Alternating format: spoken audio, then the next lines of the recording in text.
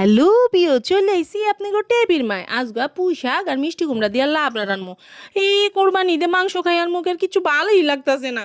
এখন প্রথমে পুঁই শাকগুলো সুন্দর করে টুকরা টুকরা করে ধুইয়া লইছি, আর মিষ্টি কুমড়াগুলোও কিউব কিউব করে কাইটা দুইটাই এক লগে একটা কড়াইয়ের উপরে বহাই দিছি। একটু পানি দিছি, নুন দিছি, একটু হলুদের গুঁড়া দিছি, জিরার গুঁড়া দিছি, রসুন বাটা দিছি, আর কয়টা কাঁচামরিচ ফাইরে দিছি। দিয়া সুন্দর করে চুলার উপরে আস্তে জলে বহাই দিছি। কতক্ষণ পরে ডাকনা উঠে উফরে কি দুমারে কিচ্ছু চোখে দেখি না। যখন দেখবো মিষ্টি কুমড়া গইলা গেছে, পুঁই শাক হইয়া গেছে, তখন এতে বাগার দিয়ে দিতে হইব। বাগারে দিমু তেলের উপরে পেঁয়াজ কুচি, হুগনা মরিচ আর কতগুলা রহুন কুচি দিয়া সুন্দর করে পেঁয়াজ কুচিটা লাল লাল হইলে একেবারে তরকারির উপরে ডাইলা দিতে হইব। স্যাত করে আওয়াজ না হইলে কিন্তু মজা হইব না।